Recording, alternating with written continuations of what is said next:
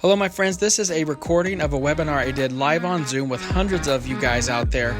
It was a really awesome session, and first we said hello to each other, and then I got into a full-blown presentation. So the presentation has no questions during it, but afterwards there's a full Q&A session. So listen, enjoy, and master your lighting. There's a ton of information in here.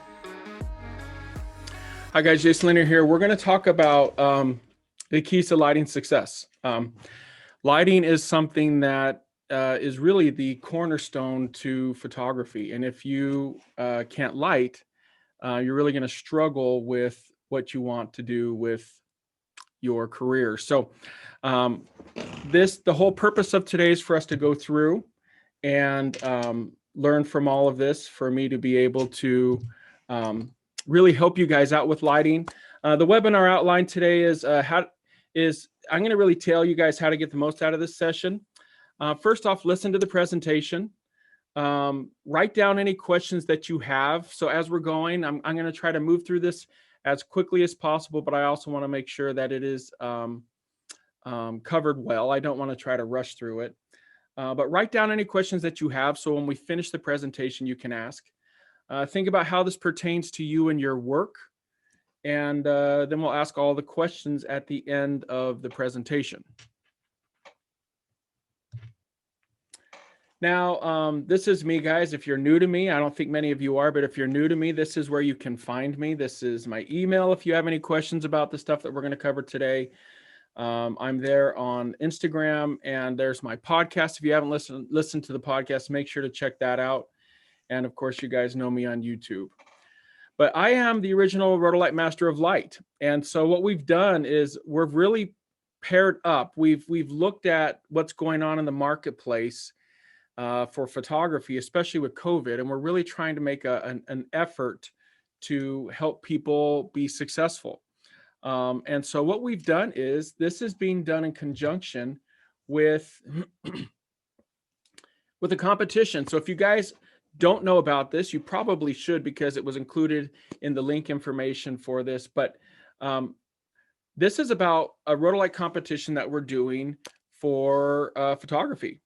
And the grand prize is a Titan X1. Now, I'm very blessed that I was the first one to be able to use the Titan X1. It's a revolutionary light. And when the CEO of Rotolight messaged me and he said, hey, let's do a competition. It's really been hard out there for people. Let's do a competition that can really benefit everyone out there. I was like, okay, what do you want to do? And he said, let's give away a Titan X1. I thought, you're crazy, dude. He's like, no, let's do it. Let's really do something for the photography community. So if you're watching this, which you clearly are, what I want to really convey to you is this is about helping you know how to win this competition.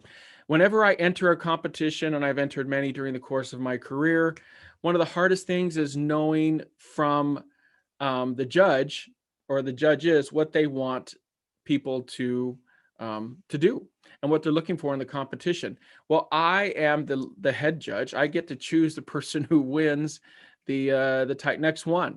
And it's not just the light, guys, it's the whole package, the battery bundle, the batteries, everything. There's $6,000 that you can win. So this webinar came about because what I wanted to do was create a scenario where you could understand from me how to win this. And I hope that really resonates for you, because it's an incredible opportunity. And I wish more judges and competitions did that. I wish they spoke to the people entering so people could get more out of this. So thank you for being here, guys. We have hundreds and hundreds of people online right now, just on the Zoom, and whoever knows how the other folks that we have out there. So just thanks for being here.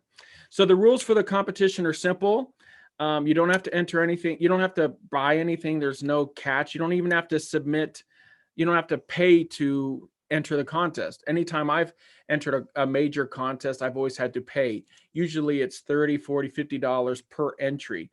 For Rotolight, what we're doing is it's one entry, and all you have to do is make sure that you shot it with a Rotolight, one of the lights from the Rotolight system, and then you just have to enter your submission on the Rotolight Facebook user page. So you have to join the Rotolight Facebook user page, and you enter your print there, and you hashtag it with Win Titan X1. And then you have to do that by January 31st. Again, that's why we're doing this January 5th today, so everybody can have a great opportunity to get ready for the competition and give you a couple weeks to go out there and shoot.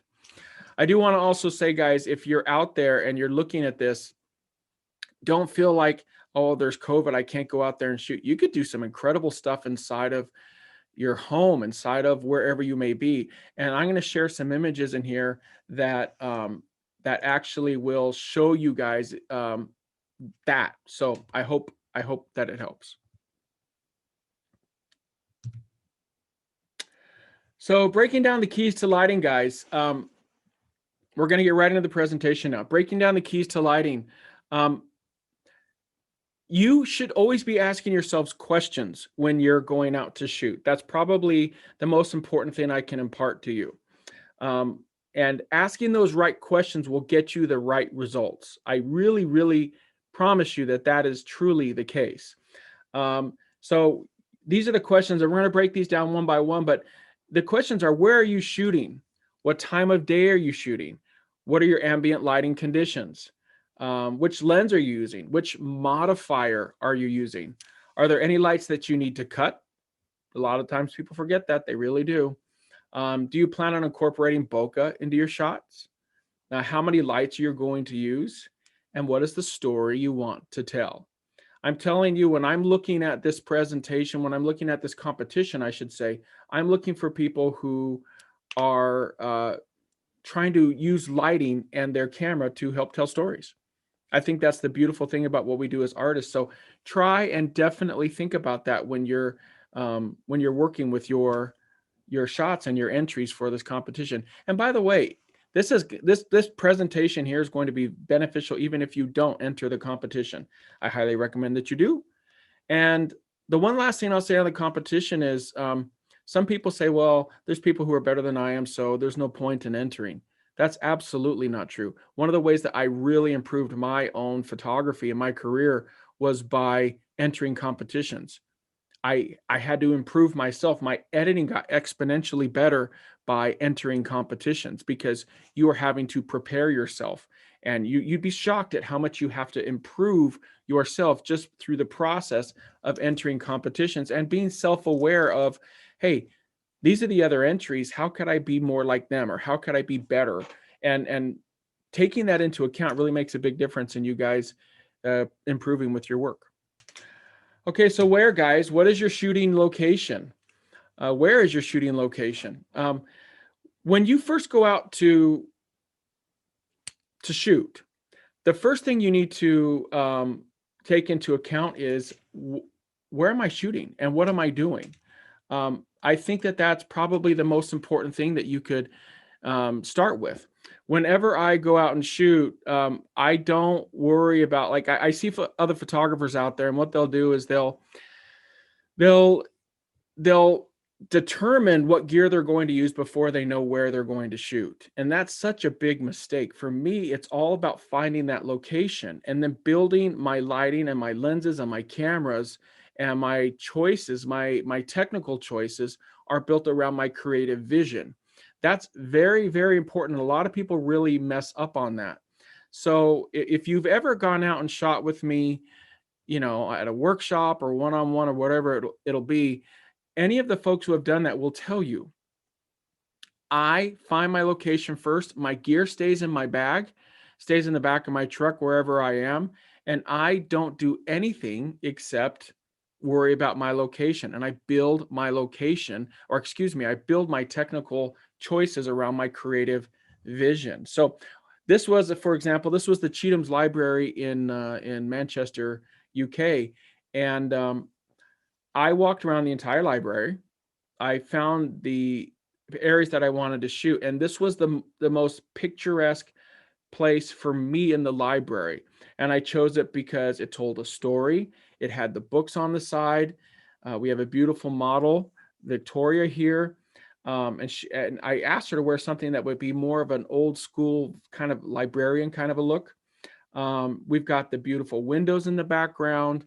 There's a lot of reasons why I chose this, and then I built my lighting around that. So the first question is determine where you're going to shoot.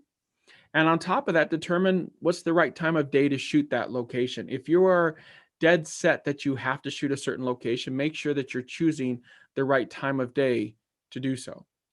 And that leads us to the next slide. What time of day are you shooting? The time of day makes an enormous difference with your work. If you are not taking into account, golden hour, shooting in the middle of the day, whatever it may be, if you aren't taking those things into account, you're going to be disappointed with your shots. So what you want to do is always be looking at what time of day you're shooting. For instance, you can absolutely get incredible results shooting in the middle of the day. It's become conventional wisdom in the world of photography that we cannot shoot except for, sunrise and sunset. Those are pretty much the best time of days to shoot, the best times of the day to shoot. And while that definitely has some advantages, such as, you get a beautiful sunrise, you get color in the sky, so on and so forth. The time of day to shoot, when you can really produce a lot of incredible light, can be the middle of the day. You have a beautiful light source called the sun. You just have to make sure that you're using diffusers and other things. This is a shoot that I did with Maddie in Ireland at the Glendalough cemetery. It's a cemetery, I know, but we did a beautiful shoot of her in a bridal gown, and this is just with the Neo 2. And Ireland being the way that it is, it was overcast, which is 99% of the time over there. And we were able to do an incredible shoot. I will look at what I'm doing and I will gauge my lighting and all of the choices that I make based off of first the location and then the time of day. So when you're looking at these things, my friends, take a look at the time of the day first. So first location, then the time of the day, and it'll really help set your shots up for success. And just break that line of thinking where we've been taught as photographers, oh, I have to shoot at this time. You don't have to do anything. You are the master of your creation. You create what you want when you want. You just have to know how to do it. You can shoot at any time of the day or night if you know how to do it and if you have the right gear to do it. So just keep that in mind when you're shooting. Don't feel discouraged. Get out there and create, and just make sure the time of day is really on the forefront of your mind when you do so. What are your ambient lighting conditions? This is very important. And this is going to apply to both daytime and nighttime conditions. We're going to get into the exposure of ambient lighting and later on in the presentation, because it's incredibly important. A lot of people miss that. So the ambient lighting conditions are really critical to what you do, because based on the ambient lighting conditions, you're going to choose your lighting, your artificial lighting. So if it's overcast, like in the previous slide, I can get away with using a smaller light like a Neo 2. If it's a brighter condition, this is a shoot I did with Maddie in London. As you can see up top, there is there's an Anova Pro 2 up above her. And as you can see, it really was a very sunny day, and we had to make the most of it. So you guys kind of understand my process. When I'm choosing my lighting, it's based upon these ambient lighting conditions. I will always start with the smallest light first. If I can get away with the smallest light, I will use the smallest light. And the reason for that is typically it's easier to use. It's lighter, it's more nimble, it's less of a footprint in my shots. And yes, this is a production shot that you're looking at. In the final image, we pulled the Anova Pro back a little bit, and I was able to get a shot of Maddie without the light in it. But this was just done for production shot purposes. But when you're looking at your lighting conditions, you really need to think about that process. What am I adding and why? What's the reasons why I am adding a certain amount of lighting, and what's the light choice that I'm going to make? Again, I'm going to reiterate. You need to release your mind and be free. Don't precondition what you're going to shoot or how you're going to shoot. Anyone who has shot with me at all will tell you I will change on a dime. if I'm planning on using X light and I'm like, oh, well, the light's not right for that, so switch. That's what I do. And that is a huge difference with the way that I work. I'm very, very free. And I'm also free with my locations and everything else. It's like, again, you guys watch my videos. I shoot all the time, anytime, and I just find locations and I make them work for me. So remember that. That's very, very important. I see a lot of frustration by photographers out there. And if they just open their minds a little bit more and didn't listen to all that quote unquote, wise wisdom, that doesn't make much sense, but if they didn't listen to that wisdom, it would really help them to get better shots. Which lens are you using? So first, you guys are going to choose your lighting, but then you're going to choose your lens. And that's very, very important. So I know a lot of folks out there, I can already read the comments and hear the responses, and I understand it. I'm very fortunate. I have pretty much any lens that I want to use and any light that I want to use. But that wasn't always the case for me at all. I was just like any photographer out there, and I still am like you guys. Money doesn't grow on trees. You have to make do with what you have. So as a result, some of you out there may only have one prime lens. Some of you out there may only have, a kit lens. You can still create great work. You really can, but you have to make sure that you're using those lenses and that gear in the right conditions to maximize it. For instance, if you have a kit lens, stop trying to shoot when it's really dark. I hate to break it to you, but a kit lens just doesn't really cut it when it's really dark. Because if you're trying to expose for the background with a 3.5 or a 4.5 or 5.6 lens, and that's your maximum aperture, you're really going to struggle. You're really going to struggle. However, if you go outside during golden hour with a kit lens, you can still get some pretty awesome results. So take that into account whenever you're shooting. What is the lens you're going to utilize in pairing with your gear? I often look at photography like people do wine pairing, for example. They'll pair certain foods to wines and so on and so forth, so they mix well together. Well, the same goes true with photography. You choose your right lenses, your right lighting, and you put those together to really give yourself the best opportunity to shine. No pun intended. This is a big one. Which modifier are you using? Again, these are all the questions that need to be going through your mind when you are creating your work. Modification is critical to photography. You need to determine the purpose and the angle and the perspective of your shot. What are you trying to create and why? Are you trying to create a harder look, which you would use a harder kind of modifier like you see there in the image? There is a parabolic silver reflective umbrella. That's going to give me a harder, more fashion kind of a look. As you can see in the details in her dress, that has more harder shadows, and that's because I took, as you can see, I took the modifier off of the end of the parabolic umbrella, and I shot a Rotolite EOS into the umbrella and shot that light back down.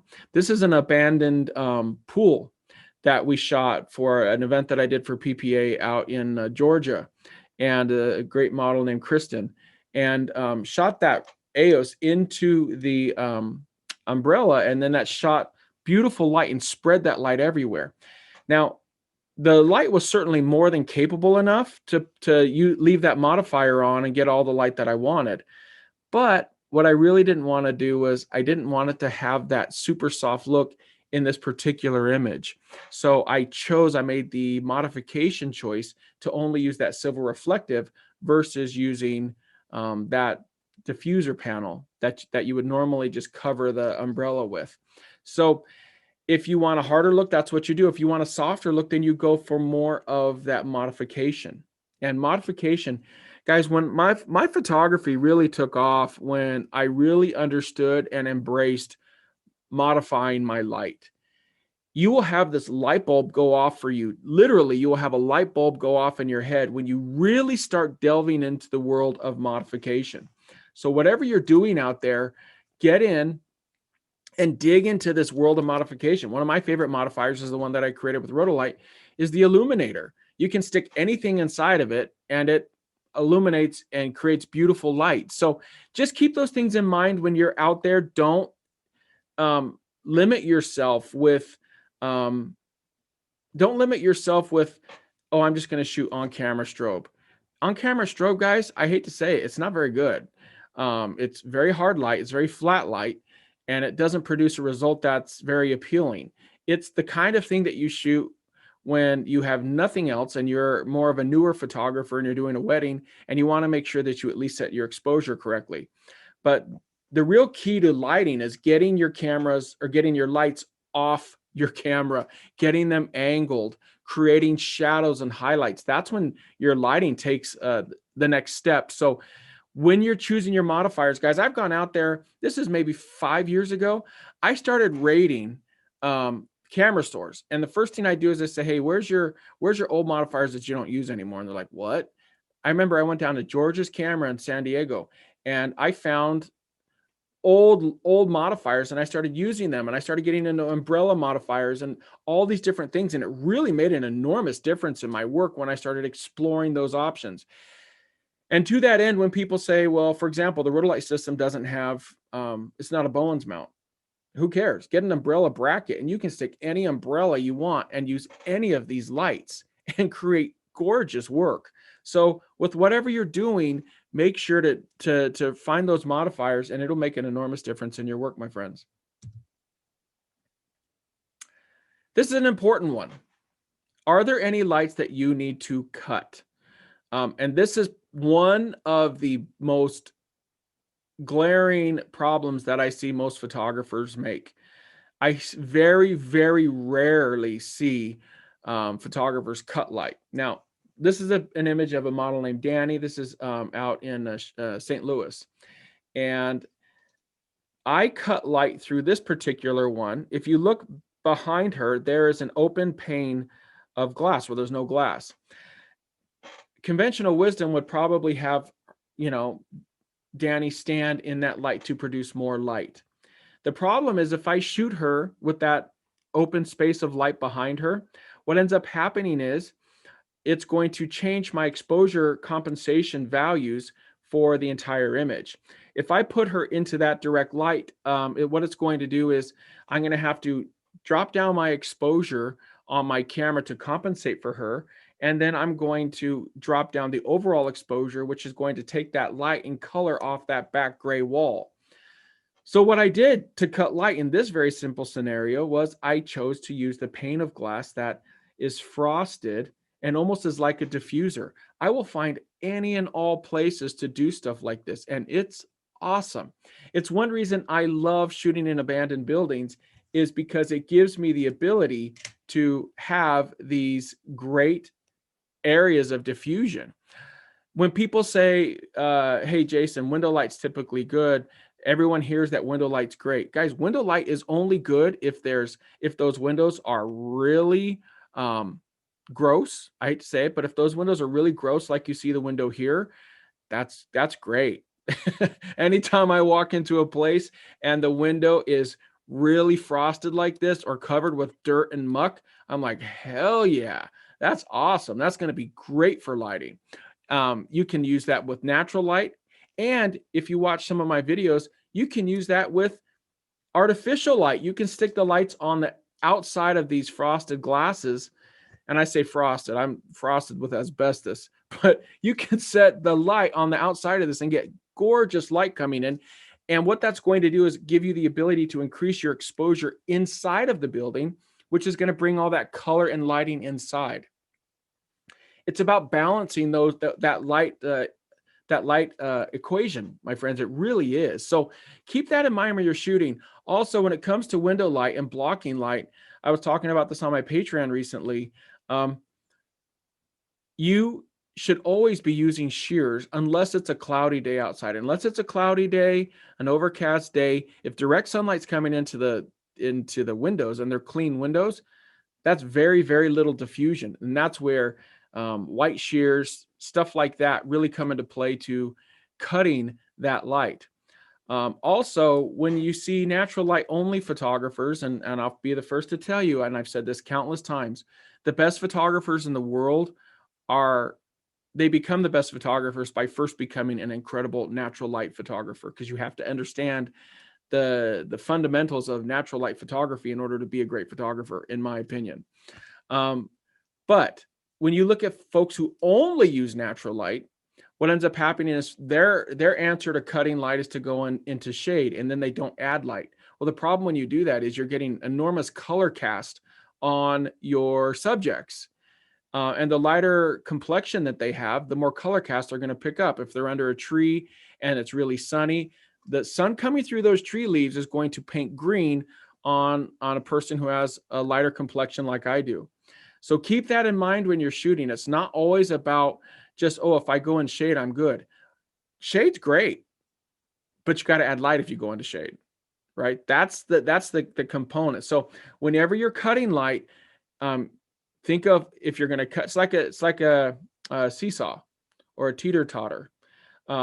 You know, if you're going to cut light one area, you got to add it, and then you got to make those blend. And when you do that, it leads to absolutely beautiful shots. This shot, for example, I cut that light coming onto Danny with that diffusion on that window, like I said earlier.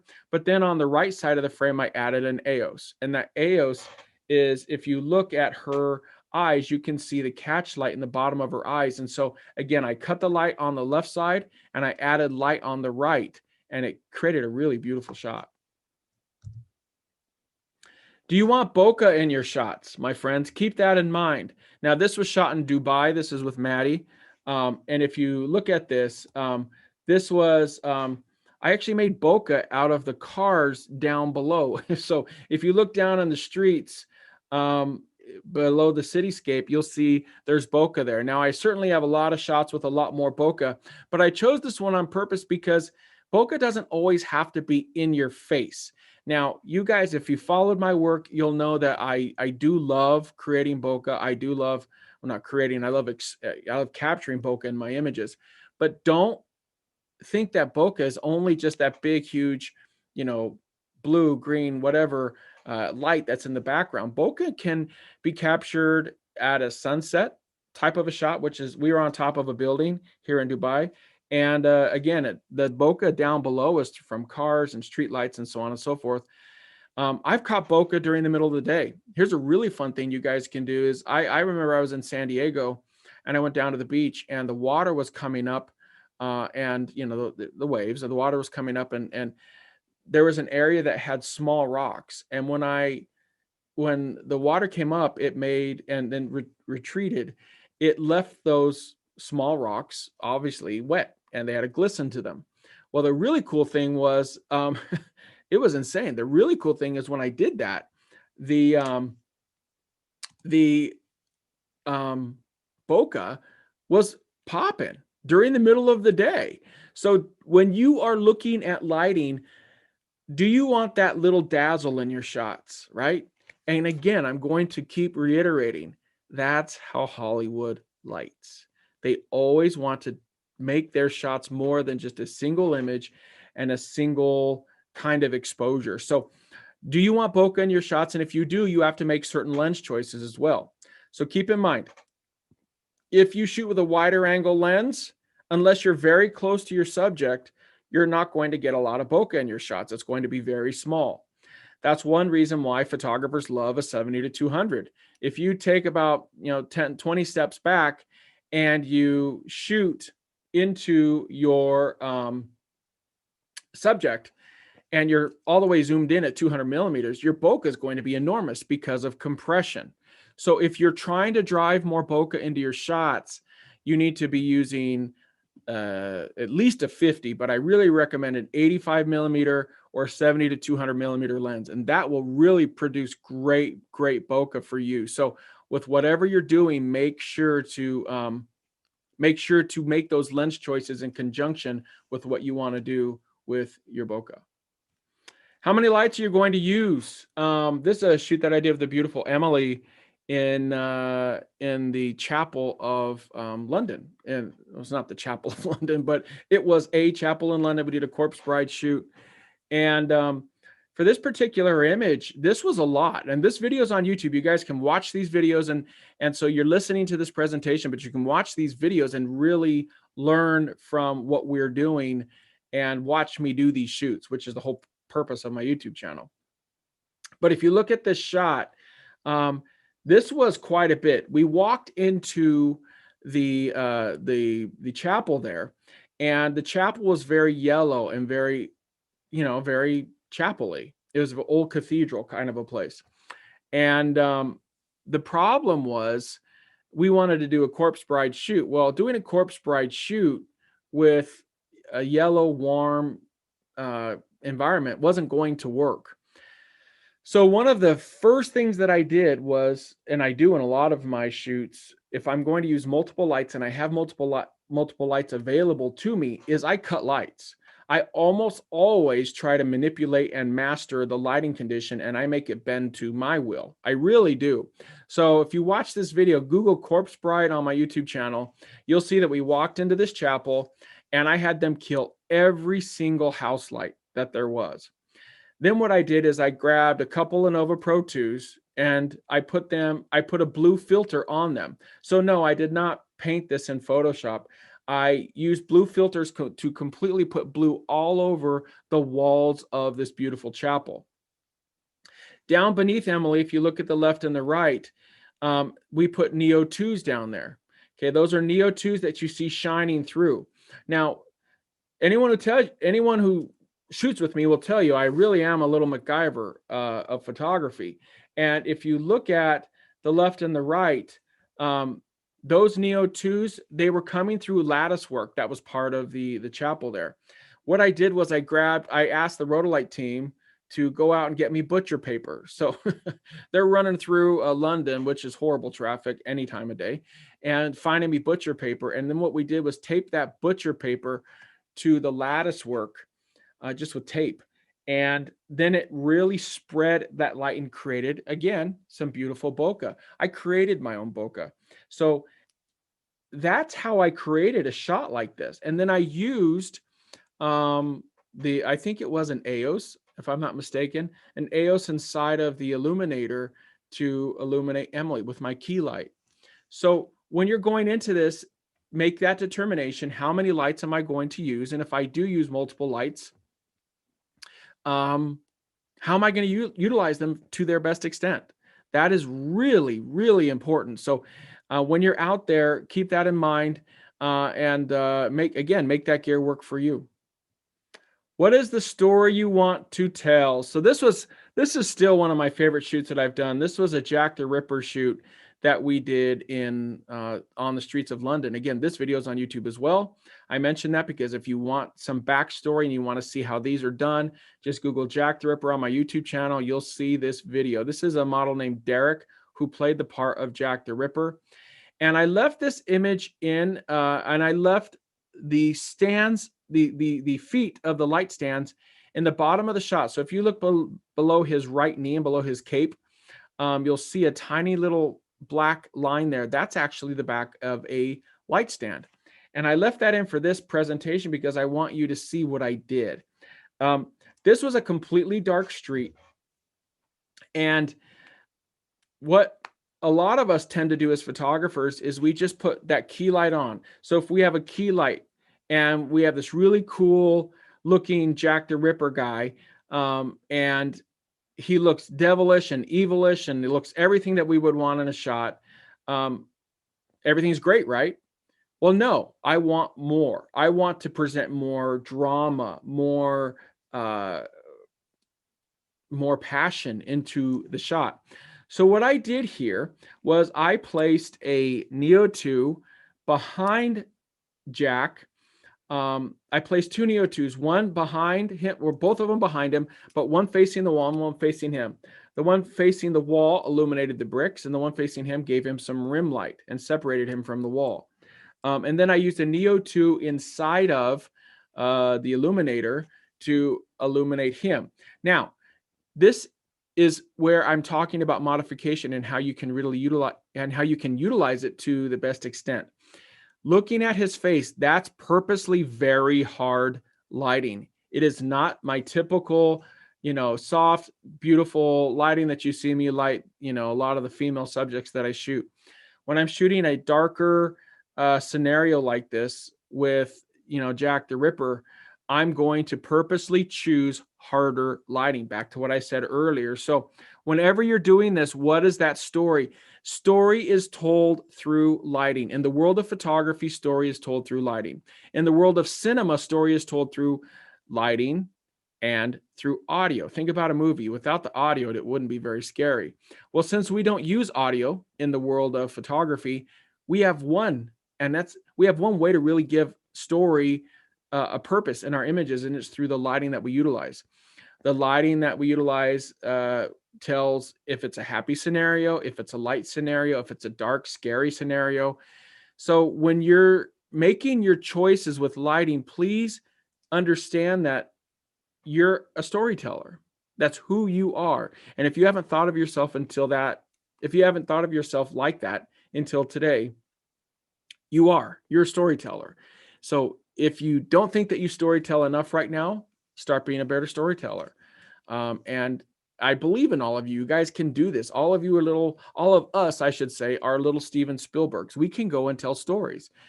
So we may not have the huge budgets like he does and the huge everything else, but look at this. This is actually, like I said, with 2 or 3 Neo 2s. It's not with a ton of lighting.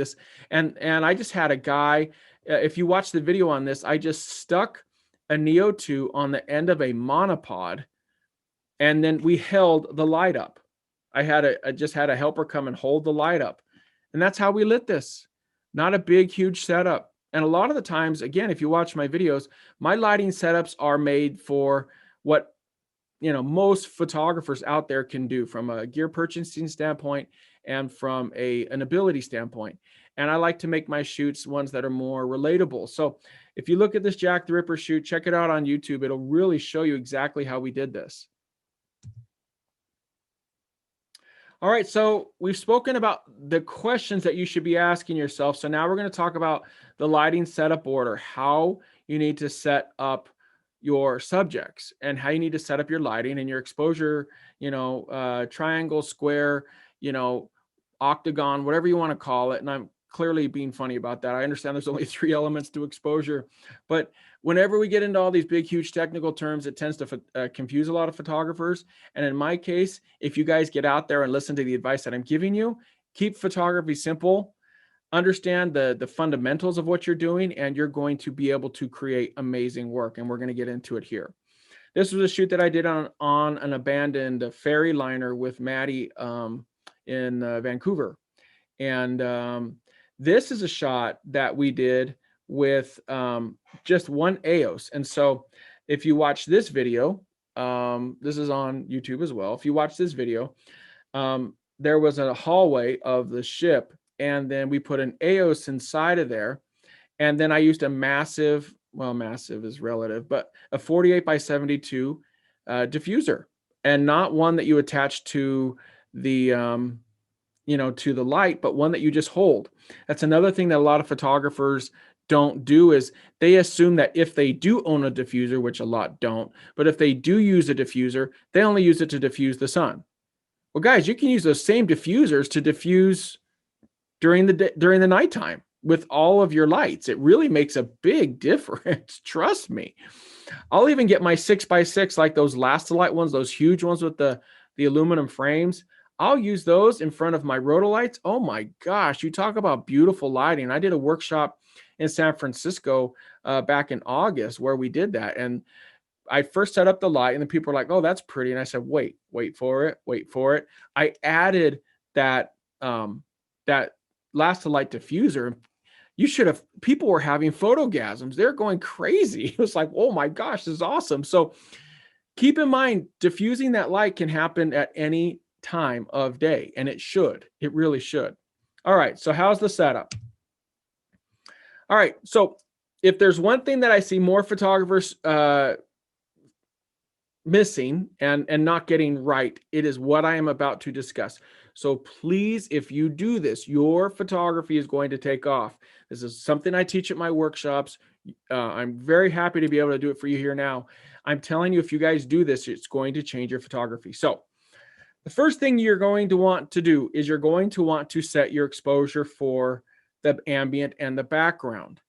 We've been trained and we've heard over and over and over again about setting your exposure on your camera for your subject. Don't do it. The only time you would do that is if you were shooting natural light only, and that's because you're not controlling your light. If you want to be a master of light, if you want to control your light, you set your exposure for the background. I cannot say that enough.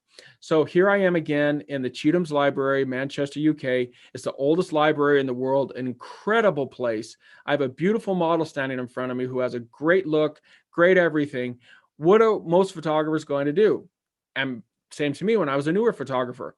We're going to, oh my gosh, she looks incredible. We're going to set our exposure for her. And then boom, we're going to go off to the races.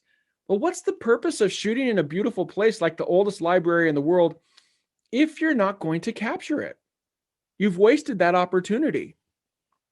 So if you look at the left side, look at that stained glass window. In a lot of other photographers' shots, you're going to have that way overexposed. That's just going to be a ton of light pouring in.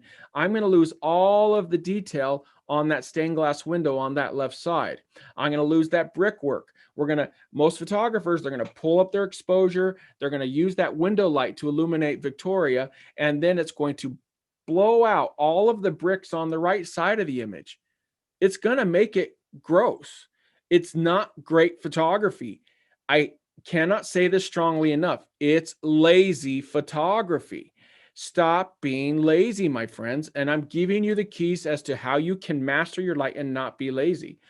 Look at that right side. Everything is in proper balance in this image. Nothing is overexposed. Everything is properly aligned.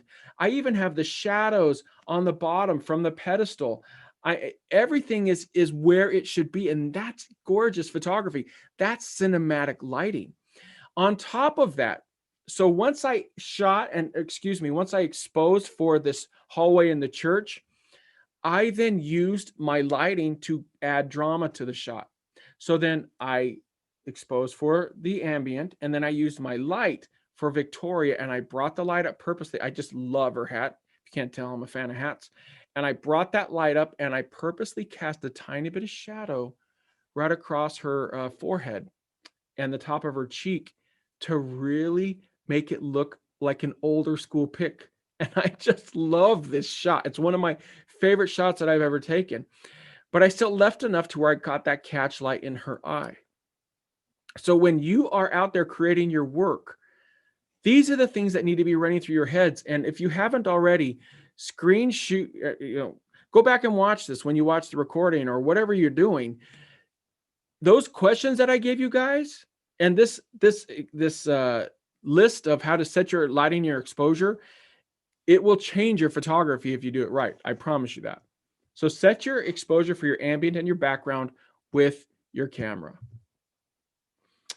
That's when you're indoors. When you're outdoors, set your exposure for the street lights or the atmosphere. So if you're out there, this is at the Salton Sea, beautiful model named Courtney. I'm setting my exposure for that sunset.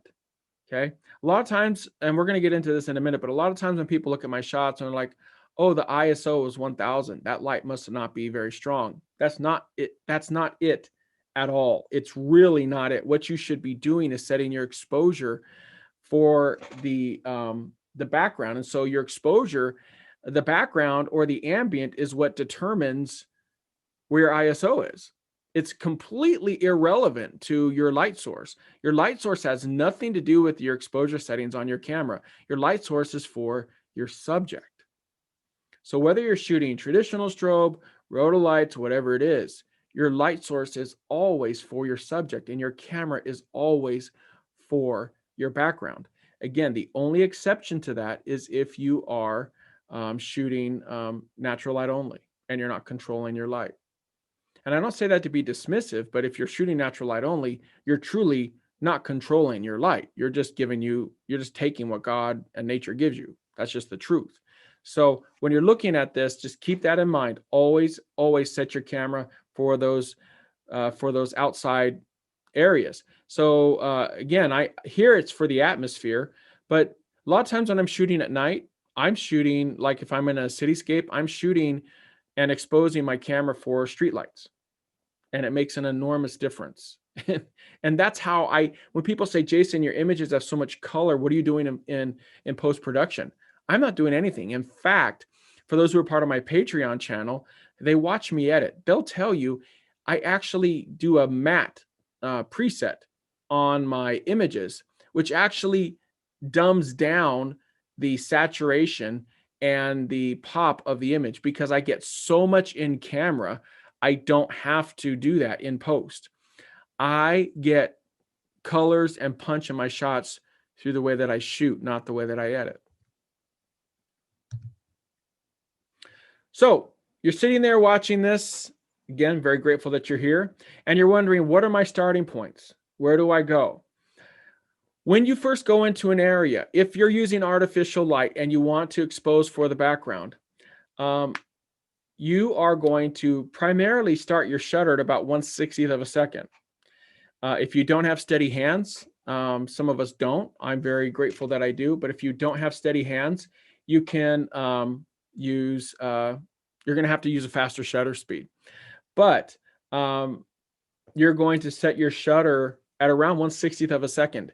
Now, please understand that even with image stabilization and all these great new advancements that we have in our cameras today, if you're shooting anything that's alive, they're going to move, and the camera does not stabilize them. It only stabilizes you. So if you are shooting anything that is, living, you're going to want to shoot with 1/60th of a second or faster.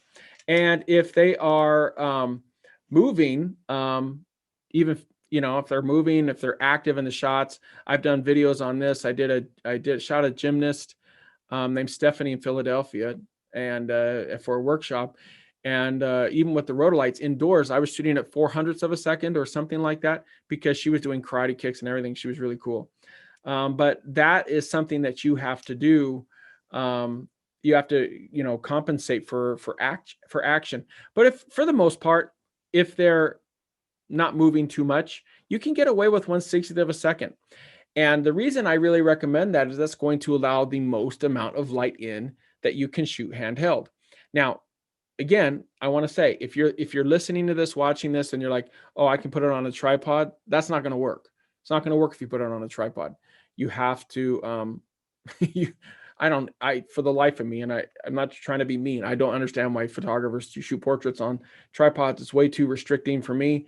But if you want great shots and you want to allow the most amount of light in, start at 1/60th of a second. If your shots are blurry, go a little bit higher, 1/80th of a second, 1/100th of a second. Your f-stop is going to be at 1.4 or the widest acceptable aperture. So what that means is, if you're shooting with a lens, and some of the older DSLR lenses, not trying to be funny, just trying to be practical, some of the older DSLR lenses, for example, the Canon mirrorless at 1.2, the Canon DSLR, not the mirrorless. The mirrorless at 1.2 is awesome. I love the Canon mirrorless lenses, freaking love them. But if the 1.2 on a DSLR is going to be not as sharp as it will be at 1.8. So when I say widest acceptable aperture, that means you're going to be shooting at 1.4, 1.8, depending on the lens. If you're shooting newer lenses, the Sony G Masters, the Canon mirrorless, stuff like that, or even the Nikon mirrorless, you're going to be able to shoot at wider apertures and get a sharp result. But keep in mind, when you're shooting at a very wide aperture, your area of focus is tiny in your image. So if your shots are off, or if you're not very precise and dialed into their eyes, that's one area I love, eye autofocus. If you're not dialed into their eyes at 1.4, your shot will be blurry. It'll find the bright shiny object. So in an image like this, it would find her earrings, it would find her nose, it would find her mouth. You have to be very precise with dialing in on those eyes when you're shooting with a wide aperture lens. So just keep that in mind. And some people may say, well, I don't want to shoot at a wide aperture. You don't have to. But to me personally, wider aperture lenses are what separates pros from everyone else. Anyone else can go and take a shot with a phone. And that's what pretty much shots look like when you're shooting with, f5.6, 6.3, whatever it is. When you're shooting at those more narrowed down apertures, you're producing work that looks more synonymous with cell phone shots. And I hate to say that, but it's the truth, because cell phones have gotten a lot better. So if you want to really differentiate yourself, one of the ways to do it is by using those wider aperture lenses, which is why prime lenses for portraiture and that kind of work are really an incredible advantage. Now let's get to the most controversial one, ISO. We have people who constantly are confused, and that's okay. That's why I'm doing these presentations. The ISO, guys, 90% of you are using lenses, or excuse me, cameras that are pretty new, relatively new. We're talking 3-4 years at the oldest. The vast majority of you are going to be using cameras that are 3 years old or newer. And even me, I'm still just using the Sony A9 and the A7 III, which are both 2+ years old, or even the A7R III. And those cameras are, they're great. They're great with ISO. I'll go up to 2000 ISO, 2500 ISO. You really start hitting issues with your cameras, especially if they're full frame. You start hitting issues around the 5000 mark. And also keep in mind that if you're shooting a crop sensor, you're going to hit ISO sensitivity issues sooner. But here's why I say that. You're always going to have to raise your ISO to expose for the ambient, because to me, if you're not exposing for the ambient, then there's no purpose in taking the shot. Now, yes, if you're shooting low-key lighting and something very specific where the background's blacked out, no problem. Go down to 100 ISO and have at it all day. But unless you're shooting with the bigger lights like a Titan X1 or whatever else it is, it's not going to really make that much of a difference. And keep in mind, it doesn't matter what light you use. It's setting your exposure for the ambient, right? You could be using a speed light, a mono light, a Titan X1, a Nova Pro 2, EOS, Neo 2. It's not going to make a difference on your ISO because your ISO is set by your ambient conditions. Please, please, please remember that. So you're going to set your key light, but you're not going to change your exposure. This is a shot that I did with a beautiful, this is a different Maddie, did a shoot with her out in Florida. And so this is an example of shooting outdoors. This is with the Titan X1. I shot this and I exposed for the sky, right? So once I exposed for the sky, where a lot of confusion comes into play is I expose for the sky, but then I add Maddie.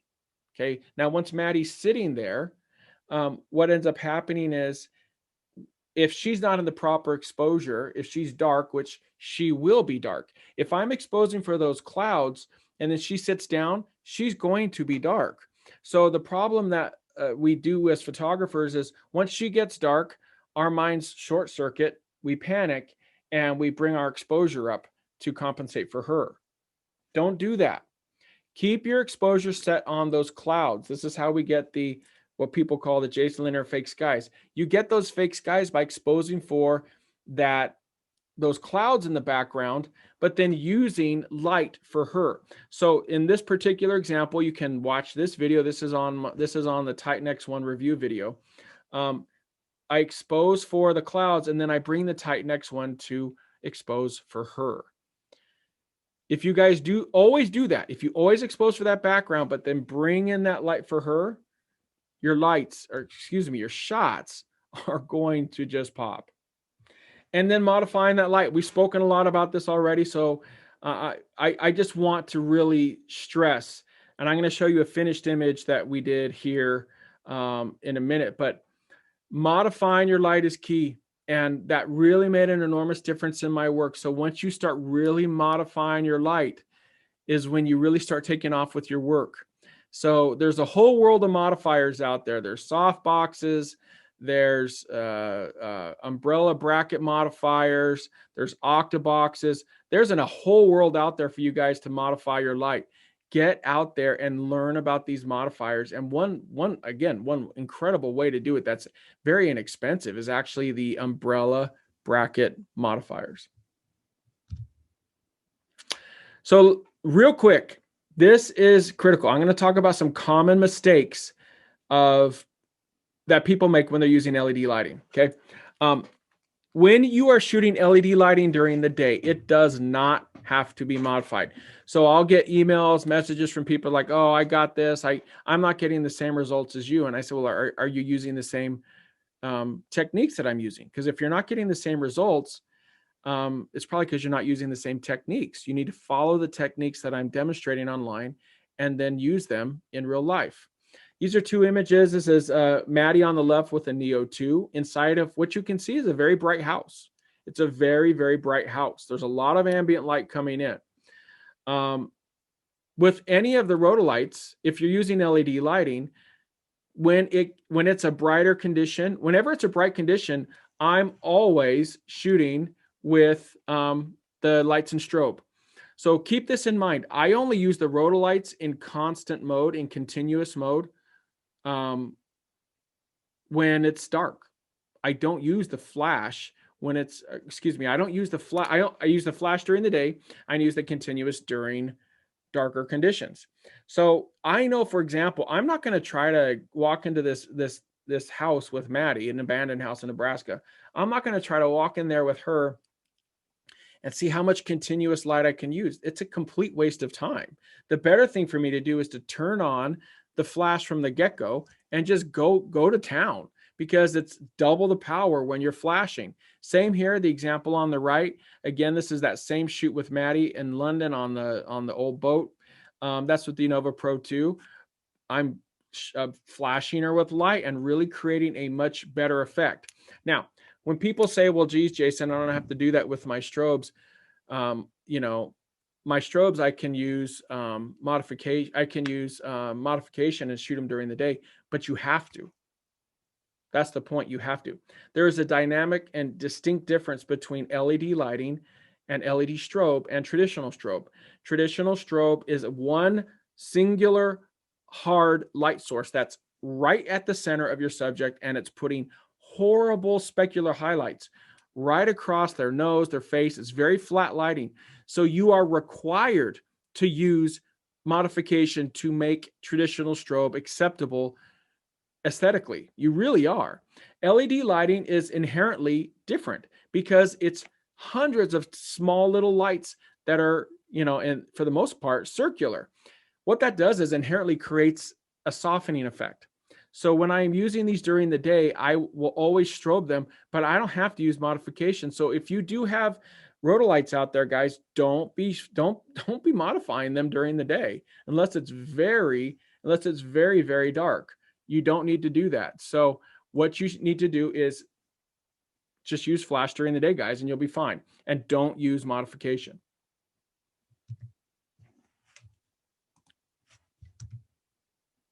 Okay, here's another common mistake.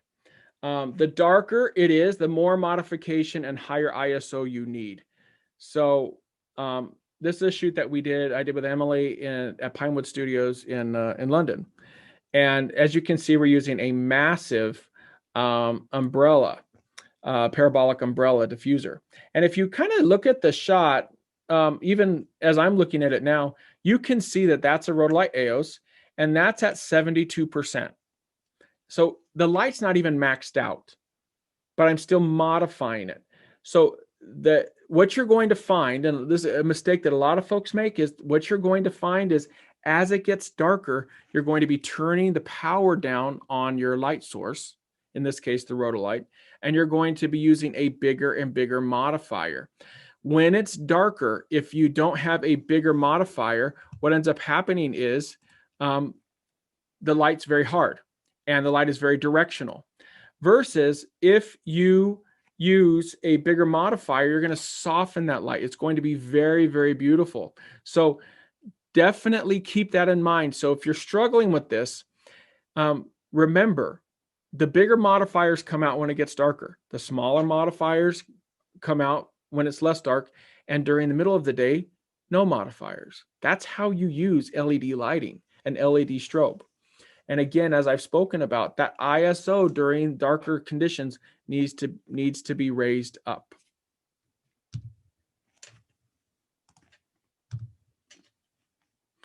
And this is how you create your lighting masterpiece. I want all of you out there to be able to create these beautiful, beautiful, beautiful lighting masterpieces. This was shot with the beautiful M. We shot this at a FD photo studio here in Los Angeles. And this was a production shot you saw earlier of me setting up a boom. I set up a boom light above her with that illuminator. And then I used that as a key light coming down on her. I set an Anova Pro 2 with a red gel facing the wall. And again, this video is on YouTube. You can check it out, see how I did this. And then behind her, I put a Neo 2 with the red gel on her back, which is what created that beautiful red glow, excuse me, that beautiful red glow behind her inside of the chair. And so it just created a beautiful, beautiful result. And I just love the shot. So guys, we're going to get into questions in just a second here. But if you are looking for more resources, people ask me all the time about, I get messages all the time about, hey, how do I know what a Neo 2 can do versus an EOS versus a Nova Pro 2 versus a Titan, so on and so forth. I've created an incredible resource on my website. If you go to jasonlanier.com/rotolight, there's a whole resource section on there where you can learn about everything. It's broken down, and what I've done is put pictures and videos for each and every light. And it has every single section. So if you have a Neo 2 and you want to learn how to maximize your Neo 2s, there's a whole section on there. And it has all the YouTube videos I've done with the Neo 2 and a lot of the shots I've done with the Neo 2. And then I do the same with the EOS, the Nova Pro 2. And it really is an incredible resource. So if you're watching this and you want more information and you want to delve into this deeper and do even better at the competition, go on there and look. It'll make a big, big difference with your work. So guys, we're going to get into questions. Just want to let you guys know, again, if you're wondering about how to enter the competition for Rotolight, go to jasonlanier.com/competition, which all of you already know because you went there to register for this. Again, you have to enter by January 31st. The Facebook Rotolight user page is how you do it. And that's facebook.com/groups/Rotolight user group. And then what you do is use the hashtag. When you do submit your image, use the hashtag WinTitanX1. All right, so let's talk about, I'll leave this one up. But just real quick, it's kind of fun. Remember earlier I was talking about using nasty windows and stuff? That's crazy. When I saw this window with all the cobwebs, most people say, ooh, that's really gross. I look at it and say, ooh, that's incredible diffusion. So keep that in mind with whatever you're doing, and it'll make a big difference with your work. But yeah, somebody just painted red on my picture. But if you look at this window, it is absolutely gorgeous. And getting a model to stand next to it, Maddie's such a trooper. She's like, okay, I'll do it. But I was like, it's going to be so beautiful. And that's what it turned out to be. And that's actually a Titan X1 on the other side, flashing, strobing light into her. And that's in an abandoned prison. And that's got decades worth of grime and grit and cobwebs on it. But again, it made for a beautiful, beautiful shot. So with that being said, I'm going to open it up to questions. I'm going to end the presentation here so I can see you lovely folks. I have a question if we can start now. How many rotolights do you need in a That was picture? quick. Go ahead. Sorry. How many rotolights, I'm going to buy the Anova Pro today. All right. But I Okay, would like hang on, Mike, real quick. Go ahead. One thing, guys, we were supposed to end. Don't forget your question, please. We were supposed to end the holiday specials on Rotolights. And I talked to Rotolite, and we made a deal to keep them available. So if you are like Mike and you're looking to buy a Rotolite, go to rotolite.com/Jason offers. If you guys go there, huge holiday discounts that we've kept up for this competition. So if you are looking to do that, go to rotolite.com/Jason offers. All right, Mike, go for it. So I can only afford the one, right? So if I want to add extra lights, it's okay to have other light brands in there, or do they all have to be Rotolite? They need to be Rotolite because, yeah, they need to be Rotolite because keep in mind that Rotolite, they're giving away, like we said, like a $6,000 light, and that's huge. And the other thing is, we don't want to run into the scenario of because these images, we can promote these images. And by the way, before anyone, because this got asked somebody asked me about this earlier, they said, well, are you guys going to take the rights to my image? No, we're not taking the rights to your image. If you win and you want your shot to potentially be in magazines or whatever else, that's the potential for this shot. And there's no exclusivity or anything like that. You guys own your images, all that crap. Well, we don't do any of that garbage that some other competitions do. So to that end, if you have an image, but it was shot with 2 Rotolights and 2 other lights, and then we put it in a shot and it has Rotolite on it, then it's not real, and we want it to be genuine. So okay. Just want to make sure. Thank you. You're welcome, brother. Hey, Jason. Hey, what's up? This is something that, I'm not being paid by Rotolite, but when Jason says he gives you the best price, my God, it is the best price. It really is. I'm from Canada, and I have to pay in US dollars, which is like 10 times what I'm just joking, it's like 0.37 or something. Yeah. And what I find is that the local camera dealer who has the Rotolite deal, I'm paying almost half of what I would pay if I walked into their store. Now, of course, shipping's included because I'm in Canada. If you're in the US, shipping's included. So this is a great deal, guys. I mean, if you can scrape, if you're considering getting some equipment, wait for one of Jason's offers because you won't get a better price anywhere. Well, Larry, thank you. You weren't paid to say that, but no, not at all. As you guys may know, I've been with Rotolite longer than anybody. I've shot Rotolite longer than anybody. I was the original Master of Light. When we first started working together, it took about 2 years before we developed the Master of Light program. And Rod messaged me, and he's like, he's the CEO of Rotolite, and he's like, how would you like to be a Master of Light? And I said, sure. And so then over the years, we've added more and more. But I say that because I use that relationship that I have with Rotolite to benefit you guys. I really do.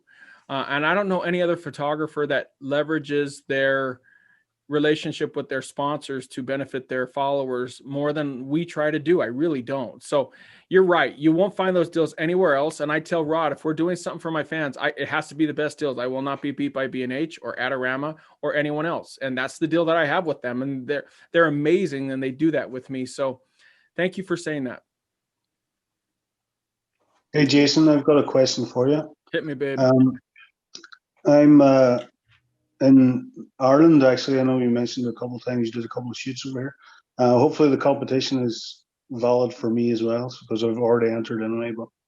But I have a question about setting the ambient light before you set up your flash.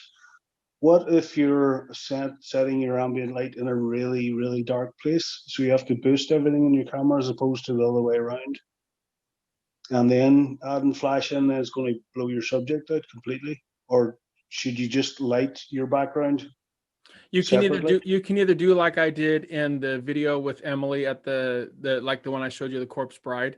You can light the background, or the Jack the Ripper where I lit the brick wall.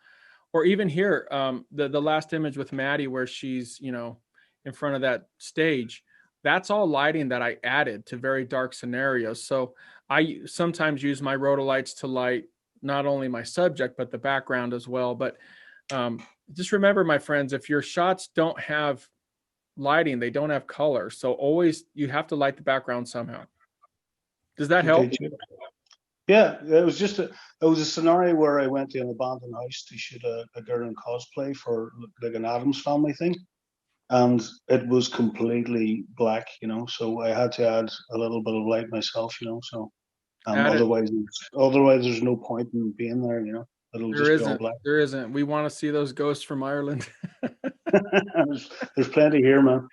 I can't wait. I can't wait to get back there, man. I can't wait to travel again. Yeah, me too. All right, brother. Can I ask a question on a lens? Go ahead. I've only 1.8, the worst Sony one,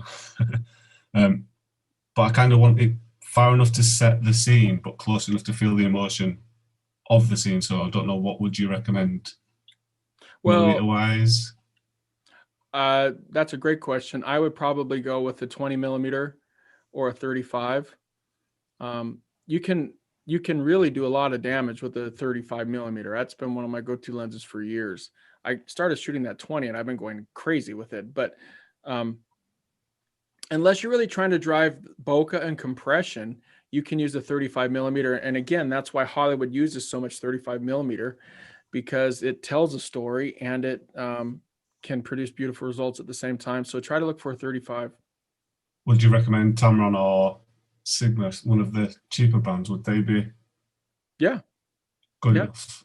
A lot of the Tamron and Sigma lenses are very capable lenses. They just don't have all the bells and whistles of some of the Sony G Masters or the Canon EF, you know, the RF lenses, not the EF, the RF. But they are very capable of great results. So I think in 16 millimeters, but I guess that's a bit too wide. That's pretty you're not wide. Feel much. You're not going to really, distortion. Just remember, wide tells environment, tight tells story. Tight tells kind of emotion. both. Yeah, so tight tells emotion.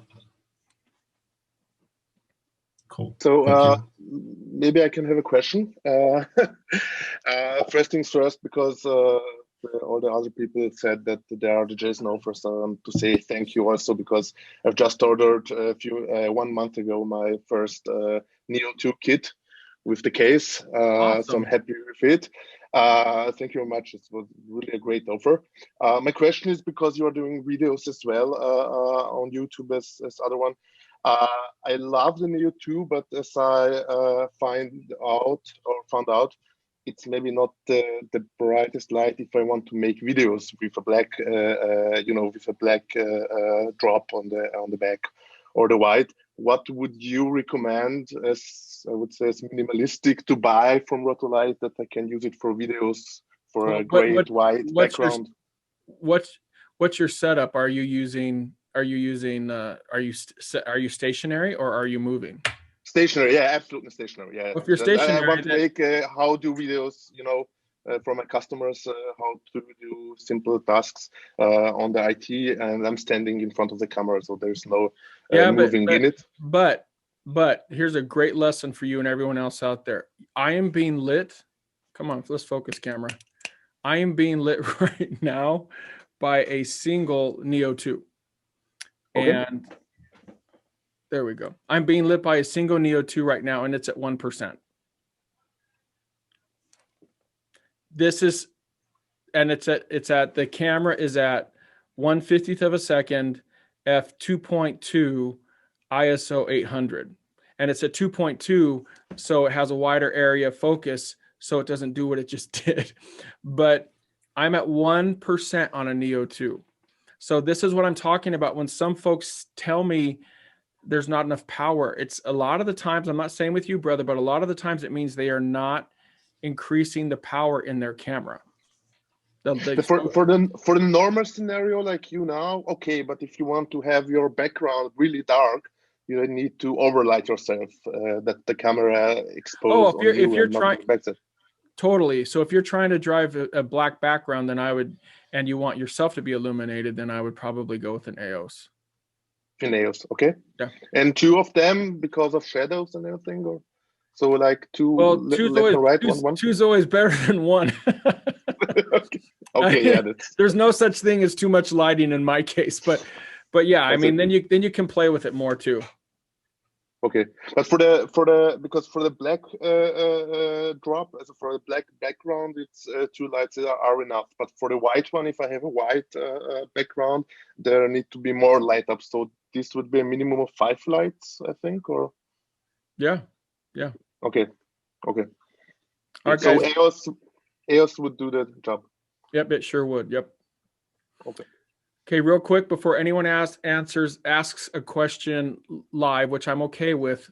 I'm going to answer a lot of questions in the chat here, and then we'll get to more of your questions. I want to just make sure I don't forget these folks.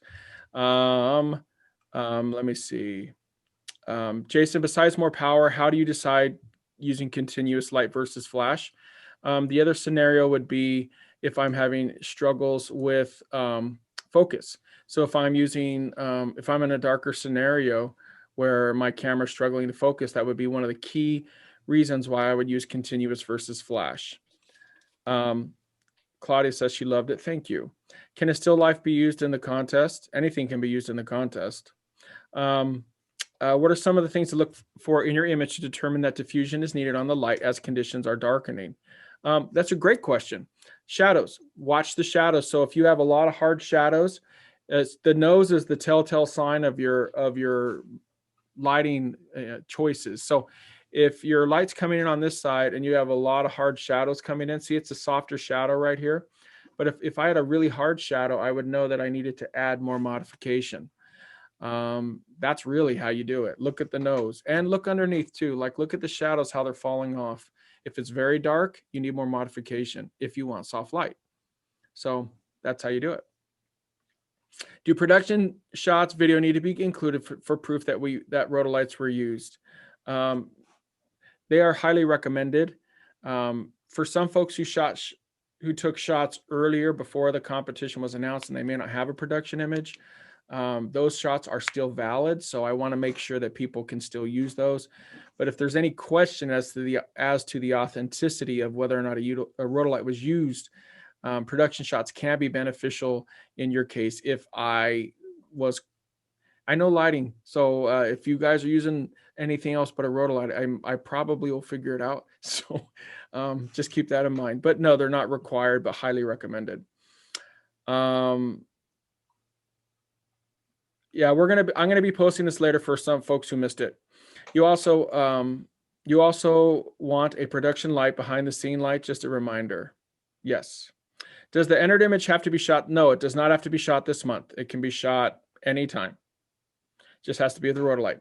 I'm trying to get the EOS and the Neo 2 to work with the L and Chrome trigger, and I just can't get it to sync. There's a video on my YouTube channel, but if you go to jasonlanier.com/rhodolite, right there's an accessory section. There's a video on doing that, so go check it out. The photo for the competition must be out of the camera submission, or can Lightroom editing be done? No, edit your shots, Photoshop them, Lightroom them, edit your shots, my friends. Complete and master your work. Submit beautiful images. There's 2 parts to being a photographer. One is the shooting, the other is the editing. So do not think that you have to be raw shots. I don't want raw shots. I want beautiful. I want to see all of your creation and your artwork. So make sure to do that. How is the contest winner picked, randomly or by the quality of photo using rhodolite products? The winner is chosen by who has the best image, who tells the best story, who uses the best ambient lighting, who uses the best, all of the things that I discussed in this video. That's who it is. And yes, I picked the winner. So you're going to post your image on the Facebook Rhodolite user page. Rhodolite's going to take all of those images and they're going to narrow them down, and then they're going to say, hey, here you go. And I get to choose. You guys can bribe me with Diet Coke. That's a joke. Jason, can I use rhodolite in group portraits? Yes, absolutely. I do it all the time. Hi, Jason. I have an EO2, an EOS, and an Nova Pro 2. How best can I use them? Many thanks. Honestly, the best, that's a very wide-ranging question. And again, I'm going to refer you to jasonlanier.com/rotolite. Go on there and figure it out. Go on there and look at all of the different categories and figure out what works best for you. Chris says, can we use a composite shot or do we only have one chance to get it right? Yeah, no composites, guys. That's not fair. It's not fair for a photo competition. I hate when I enter competitions and people are putting all this fake stuff in, and it's not really, it's not fair. I don't like it. So, Banga's my boy. I did a workshop with him years ago in London. That's awesome. Yes, post-processing is acceptable. Do the competition entries need a title? Just hashtag it on the Facebook user group, Win Titan X1. Yes, the presentation will be available later. Do you have to include metadata with your shot? It is, you don't have to, but it's always fun for people to see. And color or black and white, that doesn't matter. All right, guys, so I have finished a lot of the chat questions. You guys seem to really like this, so I'm very grateful for that. Feel free to ask questions, guys. I want to know which do you get most out of in post-processing, compressed or uncompressed? It depends. It depends on if you are shooting in a very dark environment. So the darker environment you're shooting, if you want to use uncompressed, so you can pull the shadows up. So uncompressed is great if you're shooting in a very dark scenario where you know you're going to pull up your shadows in Lightroom. But if you are going to unless you're doing that, I would shoot compressed because it's really more taxing on your camera from a processing and a buffer standpoint and the image size in your computer. Cool. I'm not really bothered about the image size and stuff because it's going to be maybe 1 or 2 photos after setting up and stuff. So well, then just do uncompressed. Uncompressed. Yeah. Cool. Hey, Jason, I just have one thing to say. It's not a question. Yes. I just want to say that this is a great venue to learn from, but if you really want to learn and see the master at work, you have to be able to see his thinking process behind doing something. I learned so much just being with him, and I went out and bought rotor lights and got a tremendous deal. You're right about that. The deals are tremendous, but the workshop's got to be fantastic because you learn so much just being there. My brother. Thank you, my man. I love you too, baby.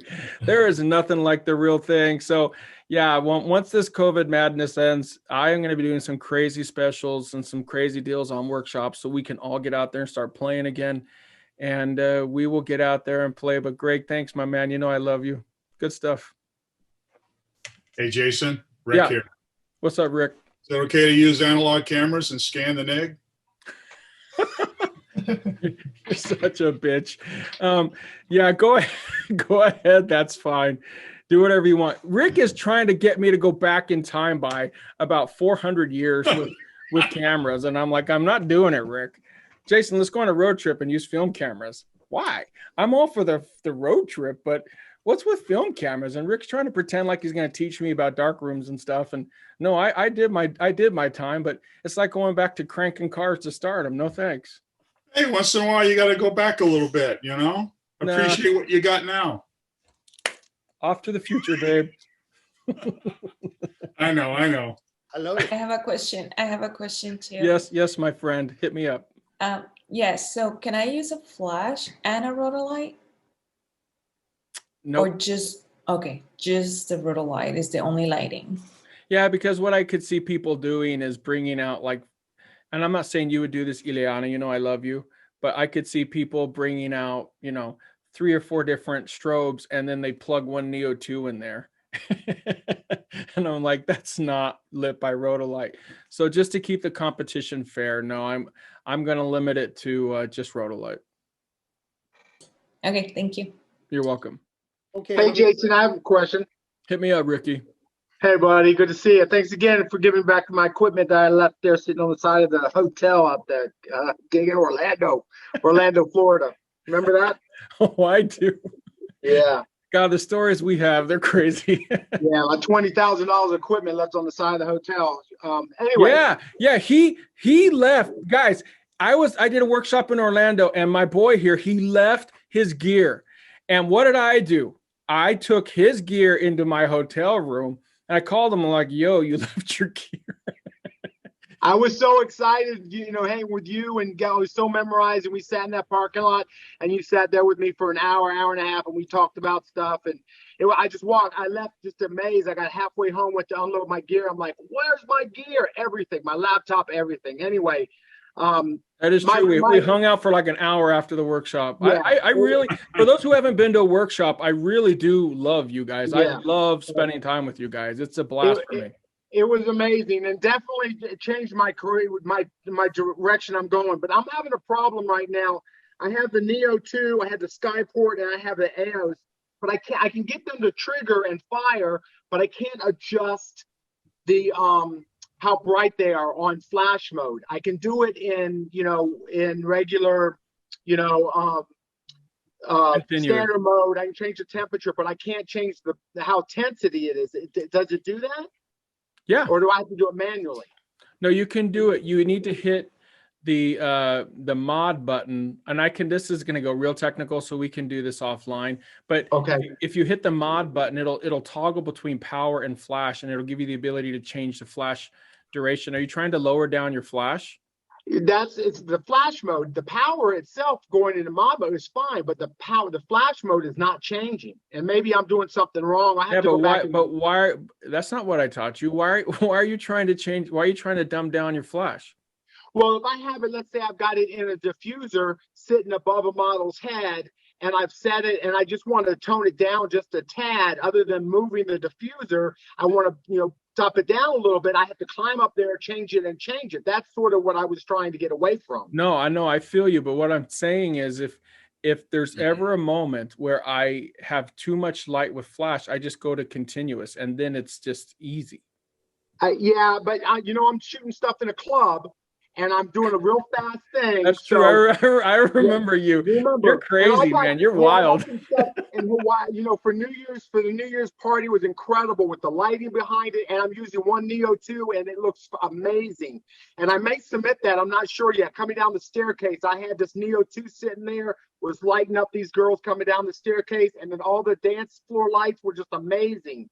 So anyway, but I wanted to adjust the flash because my problem is I've got the people with the cell phone stealing my images because I'm using the Neo. I'm using the light. So if I use the flash, they can't do that. So yeah, no, I hear you. If you're in a scenario where you're gonna set it and you want it to stay, then you want to be able to adjust that. But you should be able to do that. Absolutely, change the flash output. But again, we can take that offline just so we don't get too technical here. No problem. I appreciate you. Thanks, buddy. All right, brother. Can I listen into that offline, please? Maybe I'll do a video on it. I'll do a video on it for people out there. Yeah, just something basic. What else, guys? Hey, Jason, how are you, man? Good. How are you, brother? Doing good. Greetings from Mexico, guys. I got a question, man. I got my new Bienvenidos. That's right. I got my new 2, but I got a question. Can I use this as a softbox? I mean, the little gel right over here, or or it would be better for me to use a softbox or something like this, because I don't know if the power is going to decrease if I'm using the softbox or just the gel. No, you can absolutely. I was in Switzerland with Emily. We went into an ice cave, and I put 5 of those little diffuser panels on the front of the Neo 2. That definitely softens the light a lot. Don't discount, you or anyone else, don't discount the power of those diffusers on the front of the light. That being said, anytime you can use a bigger modifier, for the most part, it's a really, really good idea. So I would recommend that if you can. All right, thanks a lot, man. Bigger catch light, softer wraparound effect. Here's another thing to keep in mind, guys. The better modifier you use, when you're shooting somebody and their shadow is being cast onto a wall or something from behind, or something behind them, that hard shadow comes from hard light and a lack of modification. So when you're using that light, the more modification you put, it's going to put a softer shadow not only on but beneath their chin, on the side of the nose, but it's going to really have a beautiful fall off behind them, and you're not going to have that nasty, horrible, dark shadow on the back of a wall or wherever the background may be. So it's a really big deal to use better modification if possible. All right, man. Thanks a lot. You're welcome. Hey, Jason. Hit me, baby. In your shoot in Philadelphia, I just watched the video the other night when you're working with the kickboxer. Yeah. Fantastic images. And you made a change partway through so that you could freeze her motion, but still get movement in the fabric. How do you determine kind of where you started making the adjustments there, please?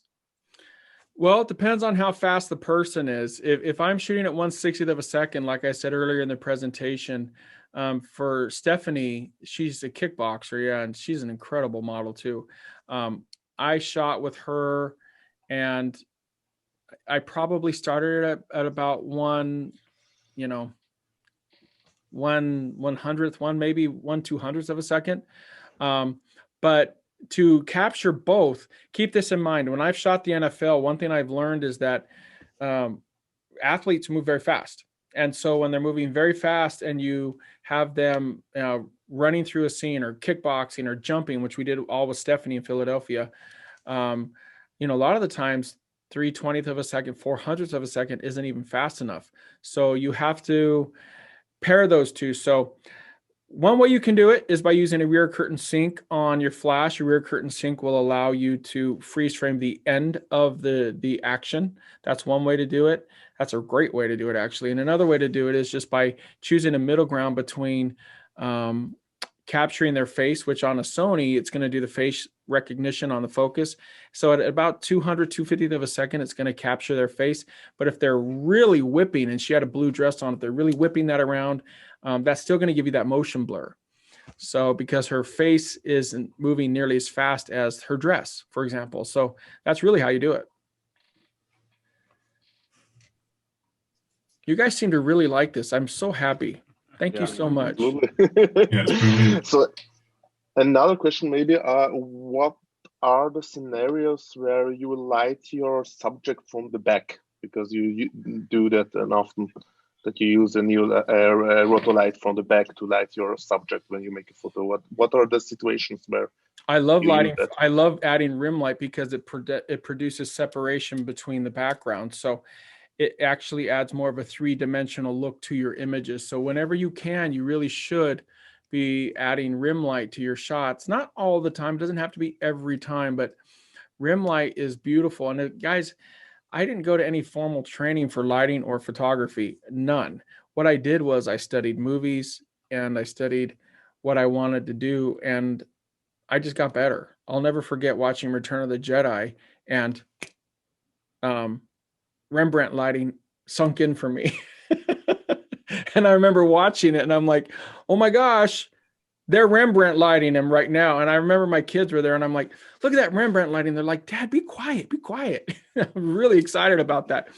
So, so definitely do it whenever you can. But, and one thing I'd say is how I've really improved myself is I would do before and afters. So whenever you guys seen the videos where I do with flash, without flash, or with this, without this, or with 3 lights, with 1 light, you're watching what I've actually done on my own, pre-YouTube video, pre-anything. This is what I've done on my own to really teach myself what I like.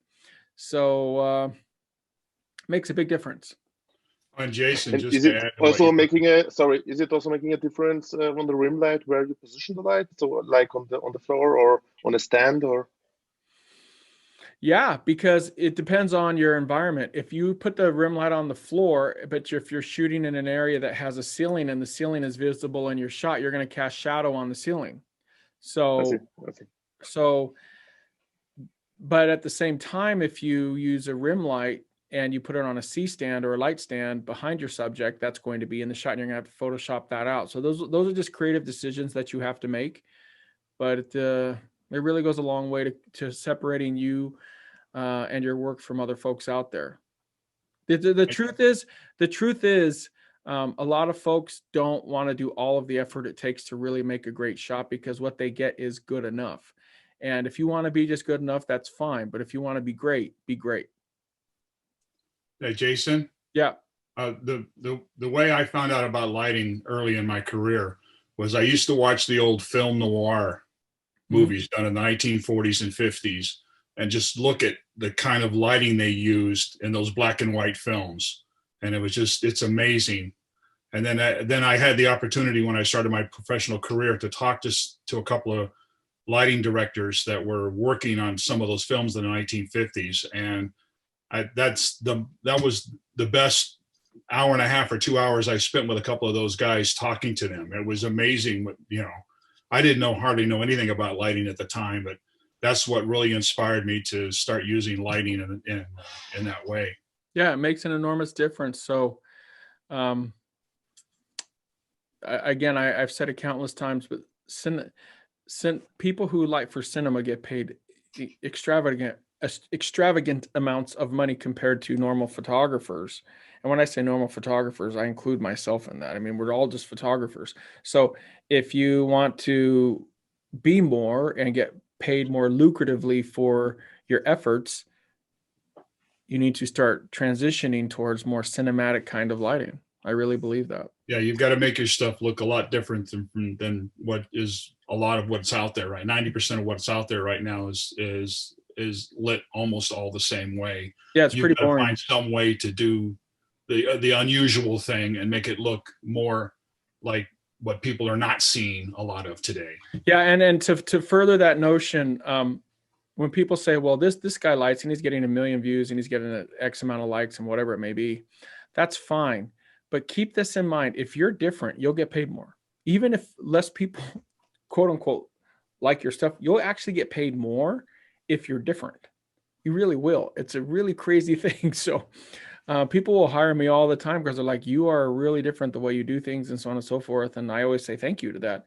And so when you're out there and you're trying to create your work, if you're different, that's a great thing. I've always said that if a tsunami was coming and most people were running away from it, I'd be standing there with my camera saying, this is awesome. And so I'd be taking pictures. So I tend to go towards the wave versus away from it. So it's important stuff. So I'm going to reiterate what Larry Carroll said. I just purchased a few lights. They come up to $23.69. I put in the Jason Lanier discount. It's down to $12.48. So pretty dramatic difference. It's insane. Yeah. Two thumbs up. Yep. Thanks. My wife hates you, by the way. Hey, you know what? I have a lot of wives and a lot of husbands who hate me, but when their spouse starts making money or makes more money, they're going to love me. So I'm really happy to hear that, brother. Yeah. Thank you. That's Jason. That's sort of leads on to another question from me, Jason, if you don't mind. I was always wondering, what do you do with all the photographs you take? Like the one from the Halloween shoot, I think, Whispers the Clown, I think. Stuff like that. Do you give them to the models, or do you sell them, or do you print them out, or do they just go into your portfolio? Great questions. Hey, let me go back real quick, guys. If you are looking for those discounts, go to rotolight.com/Jason offers. Truly the best discounts out there. In regards to your question, Mr. Allen, by the way, that's my middle name, so I have a personal affinity for you. But if you, for my images, if I give them to the models, it depends if they're paid or not. If the models are paid, they do not get the images. If the models work with me on a trade basis, then of course I provide them the images. Do I sell the shots? No, not really. Would I be open to selling the shots? Yes, I would. But I've created a space for myself where people ask me that question a lot, like, how do you get paid for all this? And I'm like, I know how to convert, my efforts into money. And it's through sponsorships, it's through workshops, it's through all those kinds of things. But my main goal right now, and maybe it's because of my history of having physical disabilities, I always feel like I'm racing against a clock. I always feel that way. Never stop. It's one of the things that's really driven my my workaholism. And so I'm not worried about selling my work right now. When I'm old, I can sell my work all the live long day. I'm worried about creation. I love creation. I was born to create. And so I'm not like a silver spoon kind of a guy where I was born with money, but I've learned to convert my efforts into money, which enables me to create. And so at this point, what I'm doing is I'm just doing that, really creation. So yeah, the models get the images. The models are not allowed to sell the images. Absolutely not. And then I use them to market and for my portfolio. Okay, cheers, man. Cheers. Oh, go ahead. Go ahead, sweetie. I recently got my dad's old workshop cleaned out, and I want to create a studio space for it. Nice. And I don't know, there's some cabinets that have to be moved around in there because he was a woodworker. And I'm going to have to obviously get some blinds for the windows and so forth. But when you're creating a studio space, do you go with gray? Do you go with white? What do you use? It's got 10-foot ceilings in it. So. Well, what do you want to do, sweetie? What's your vision? Well. Are you talking about the walls or are you talking about your backdrop? For the walls. I obviously got to get backdrops. I'd go white with your walls. Go white? Yeah. Okay. Otherwise, it's going to be very reflective in there, and it's going to be very dark. Okay.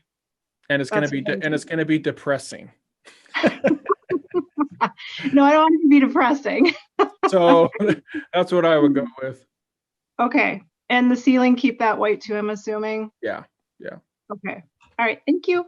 You're welcome. And do you have windows in there?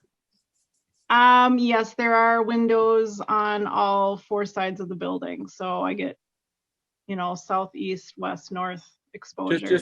Just put some nice shears in there so you can control that light. And you may want to put blackout drapes in there too. I would have both. Okay. Kind of like a hotel. I'd have blackout drapes and shears so you can really control that light. Some of the best work that I've done when I did a lot of weddings is, first thing I do when I walk into a hotel room and the bride's there and everybody's getting ready is I'll either close the blackout drapes if I really want to cut all of the light, or I'll use the shears and open the blackout drapes. So really that can really help you. And you're not going to want to fight with light. If you want a very specific look and you really want it to be darker in there, you're not going to want to fight with your window lights. So if you're setting it up, put blackout drapes on it, on a curtain rod, and so you can control it, and then put shears on it so you can soften the light if needed. Okay. One more quick question. Yeah. I have the AOS now and I have a Neo 2. I was looking at getting the illuminator. Does that come with that umbrella socket, or do you have to order that separately? I think if you go onto that rotolight.com/Jason offers, I really believe it comes with the umbrella bracket. Okay.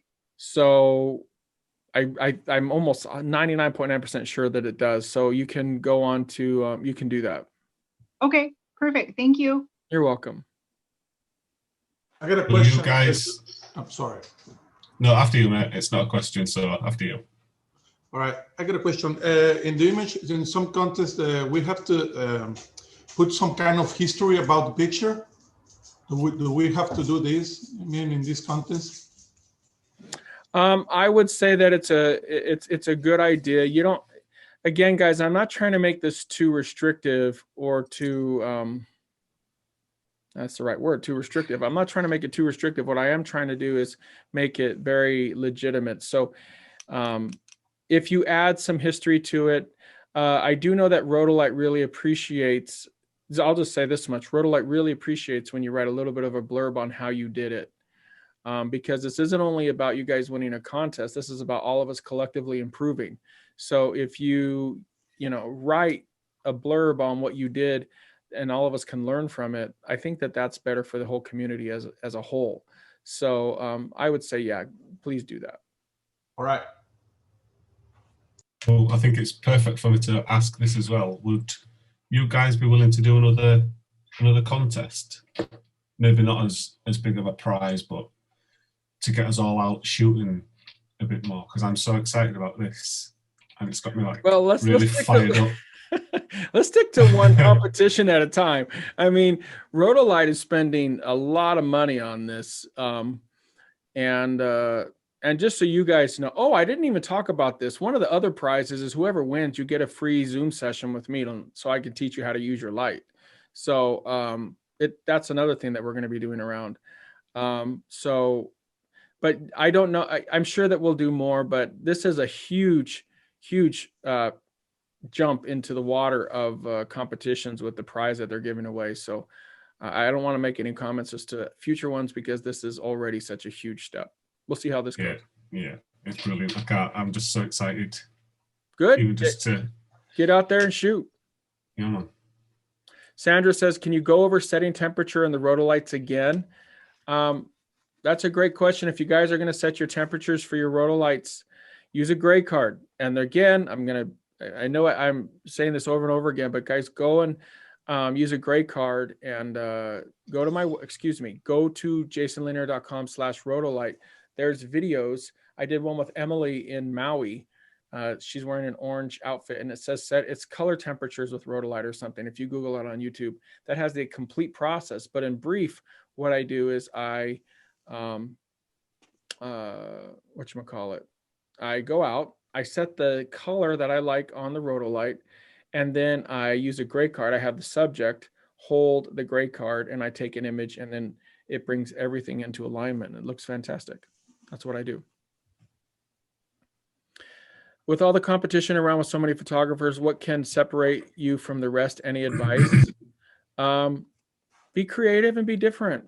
Like we said earlier, be creative and be different, and find that's a great way to answer that is, what's the purpose to your image? Do you have a purpose to your image? And that's what I would really say to you is, why are we doing this? So a video you guys are going to see me put out in the next day or two is going to be one that I did with Anna at an old abandoned house in Alabama. And in that video, she brought a sundress to the shoot. And I ended up finding clothes inside of the house that belonged to the inhabitants, and it's abandoned, but they hadn't been worn for 10, 20 years. I had her put those on, and all of a sudden it made the shoot so much more authentic. So does your shot make sense? Like when you watch a movie, it's not just about lighting. They make the costumes make sense. They make the location make sense. So your shot should make sense. And if they do, it's not just, I'm just going to be blunt.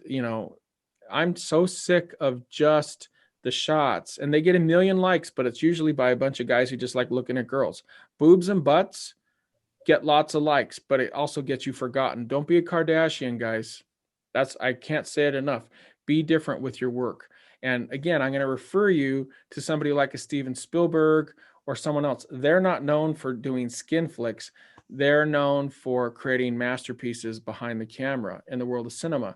So I would aspire to be somebody more like that than somebody who's just getting a ton of likes from producing Maxim kind of material. Hey, Jason, just want to say thanks for this and all that.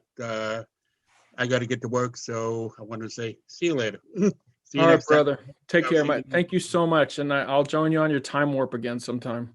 See you later, guys. I had an earlier question that I read that somebody said, do I still use the flashpoint system? I will occasionally if needed, but with the Rotolite getting more and more powerful, especially during daytime applications, I don't have much of a need for it anymore, but occasionally I will. Sometimes I'll do it just so I can still relate to my audience that doesn't have Rotolite yet, but for the most part, I'm primarily Rotolite. Thanks, everybody. People saying thank you so much. Would you suggest going all in and being a jack of all trades, or focus on one style? In example, your niche. I would say that what you should really try and do is become a well-rounded photographer, and then your niche will find you. As cliche as that sounds, it's really true. So if you focus on one thing, and there's a chance you're not necessarily good in that one thing, like you may aspire to be the world's best landscape photographer, and maybe that just doesn't fit your talent. but you could be great at weddings or vice versa. So explore a bunch of different options, find what you're interested in, what you really excel in, and then your niche will find you. You never know what you like until you like it. That's right. I always tell people, oh, I don't want to, like your kids, you know, I don't want to eat this. How do you know you like it if you don't try it? Now, if you try it, you don't like it, totally. But if you don't try it, you can't tell me you don't like it. Yeah. All right, guys, I have time for a few more questions.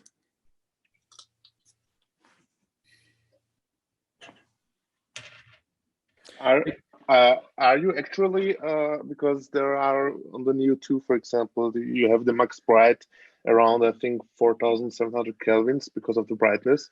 Are you offering that and do it in post-production that you make it warmer, or should I make it out of the shot warmer, the picture, and solve the problem otherwise that it's not that bright if I need more brightness?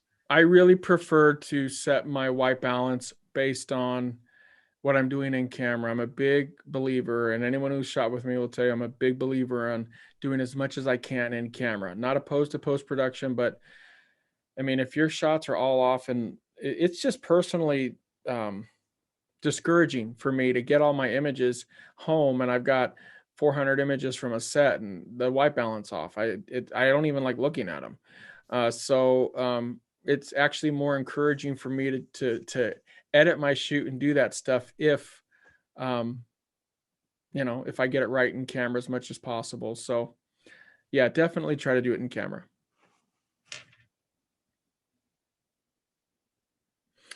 Somebody says, Jason, what about when people say, I love your photos, but don't want to pay what it's worth? What can I say? Don't take offense to that. Those are just cheap people. Or somebody may love your pictures, but they just can't afford it. I mean, you can love a Ferrari, but you can't afford it. So I've just learned to really stop taking offense to people being like that. It's not a personal knock on you. It's just something that has to do with either their personal finances or they're just kind of vain people. I don't know, but I think the best thing to say to that is just keep working at it and price yourself accordingly and price yourself according to your marketplace. That's important too.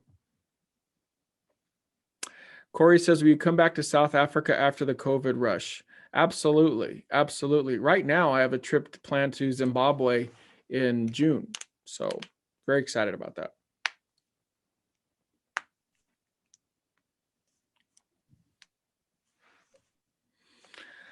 All right, guys. Well, thank you so much. I've really appreciated my time here with you. This has been the first,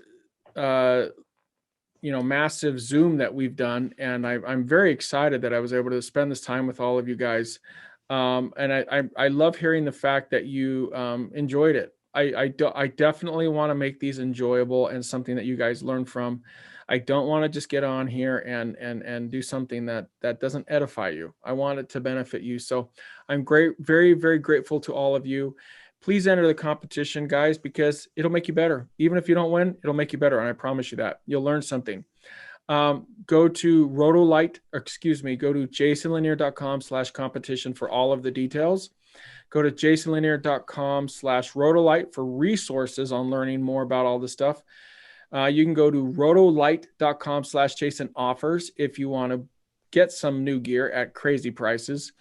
And we're going to see you guys next year. Well, no, not next year. It's this year. We're going to see you guys for some awesome workshops and stuff once the coast is COVID clear. So until next time, keep shooting.